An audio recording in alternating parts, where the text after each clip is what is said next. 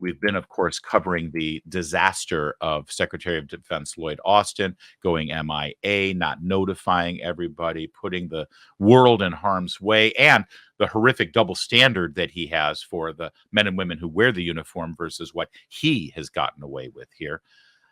And it's one of the reasons, amongst many, as to why we have a huge problem with recruitment in the military. Well, we've got a new study out now that confirms, sadly, what most of us have been assuming with regard to that recruitment problem. This is specifically in the Army, where the recruitment numbers are the worst right now. According to military.com, the Army has seen specifically a sharp decline in white recruits. And more specifically than that, white men. The biggest chunk, the most significant chunk of the recruitment fallout that we're seeing right now in the Army is because young white men are saying, no, thank you. I don't want to have anything to do with that. And it's hard to blame them. It's hard to blame them considering the vast amount of rhetoric that you're getting from the Pentagon, that you're getting from flag officers, generals that are in charge of the military. Much of the rhetoric you get is that white men are the problem. White men are demeaned. White men are degraded. White men are defamed. And white men are told that they're not wanted in the military. I mean, literally. You know, in a second, I want to show you a recent recruitment video, specifically from the United States Army, that goes out of its way to communicate to white men that this is not a place for you. But before I do that, I want to show you what the military used to communicate to young men. This is a recruitment ad for the United States Marine Corps from about 6 years ago under President Donald Trump. This is how they told young men what kind of life they might have if they joined the Marines.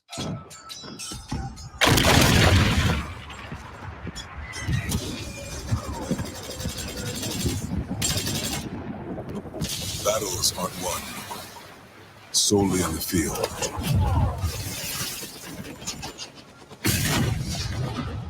That's a common misconception.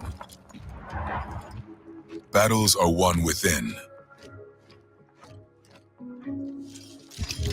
over enemies of fear, enemies of doubt. In that place where promises are kept.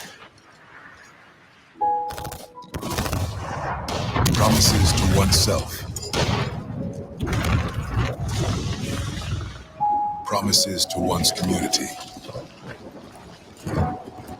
Promises to one's country. In the heart of every Marine, you'll find a promise. A promise forever kept.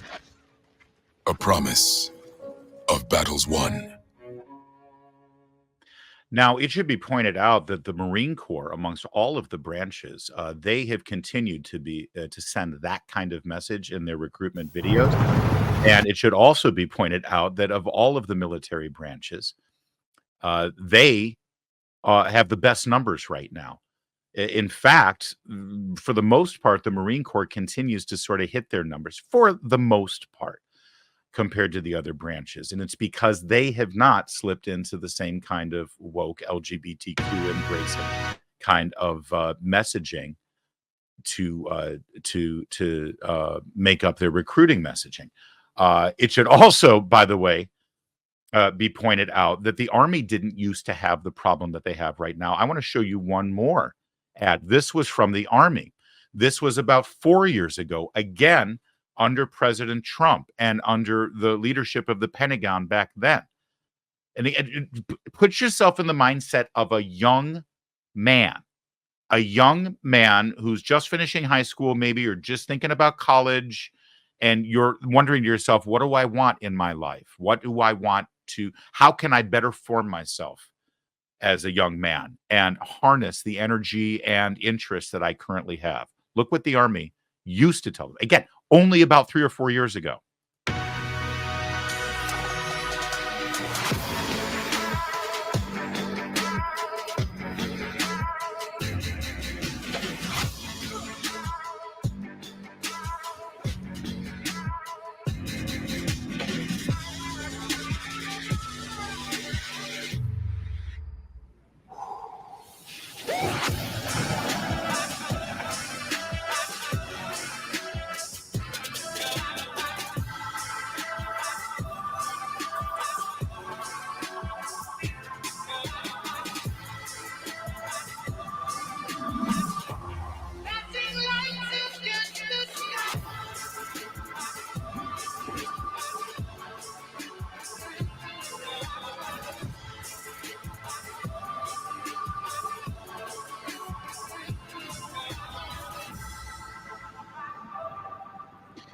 Good stuff, right? I mean, hard to deny that this is all powerful imagery, powerful messaging. And by the way, I mean, if it's really important to you, if you noticed in both the Marine Corps ad and the Army ad, you saw men, you saw women, you saw people of color.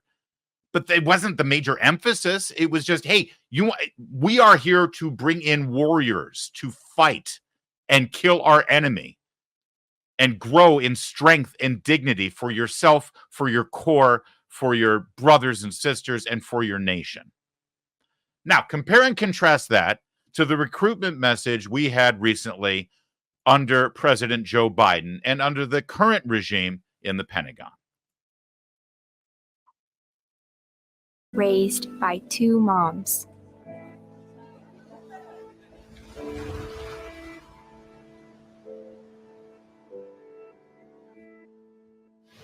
Although I had a fairly typical childhood, took ballet, played violin, I also marched for equality. I like to think I've been defending freedom from an early age. When I was 6 years old, one of my moms had an accident that left her paralyzed. Doctors said she might never walk again. But she tapped into my family's pride to get back on her feet, eventually standing at the altar to marry my other mom. With such powerful role models, I finished high school at the top of my class, and then attended UC Davis, where I joined a sorority full of other strong women. But as graduation approached, I began feeling like I'd been handed so much in life, a sorority girl stereotype. Sure, I'd spent my life around inspiring women, but what had I really achieved on my own? One of my sorority sisters was studying abroad in Italy. Another was climbing Mount Everest. I needed my own adventures, my own challenge. And after meeting with an Army recruiter, I found it. There you go. Now, my favorite touch in all of that, I mean, it just talk about checking all the boxes. But I think my favorite box that was checked was that she went to UC Davis. I mean, come on. Don't tell me. Women's studies was the major. No? Poli-sci? Okay. Now, you see that as the message coming from the United States Army as their target for recruitment. And is it any small wonder that this is the headline? And by the way, I just want to be clear, that headline isn't completely accurate. It's white men. There's two things happening in the military that's pretty obvious. There's two messages being sent. From the infiltration of CRT and Ibram X. Kendi's anti-racist DEI woke political agenda, where members of the military were having to go through re-education camps to explain how they should be ashamed of their whiteness and their toxic masculinity. And the fact that thousands and thousands of soldiers were discharged because they didn't want to get the COVID shot. And the other message that's being sent by the military is not only do we not want you because of your toxic white masculinity, but who we do want and who we do want to fill our ranks with is, Emma, the UC Davis graduate with two moms. The other subtle message in there was that she disdained the idea that she was a stereotypical sorority girl. Because, even at UC Davis, the stereotypical sorority girl, was probably Christian and likes men. So that's the message. Those are the multiple messages that this military in just 3 short years has warped the military into sending. And now suddenly you're seeing that it's white men who don't want to go and join the Army, which you may think is great because we need to repaint our military and we need to have our military reflect the diversity that is our nation. Okay, that's fine. If that's how you think, that's great. But recognize that you are currently repelling the very people that have single-handedly won every single major war that this country has ever engaged in. It was white men in the Continental Army that won the revolution.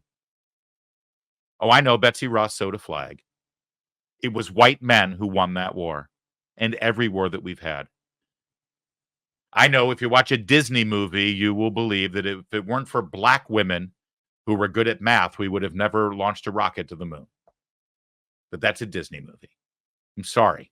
I'm sorry.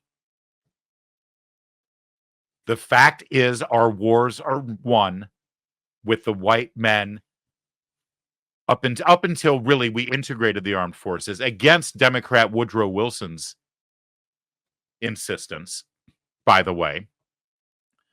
The armed forces were integrated. Black members of the military are phenomenal, by the way. And they will be the first ones to tell you, if you talk to any Black man in the military right now, they will be the first to tell you that their brothers on the front lines that they're relying on are white men. They work together as units and they win wars.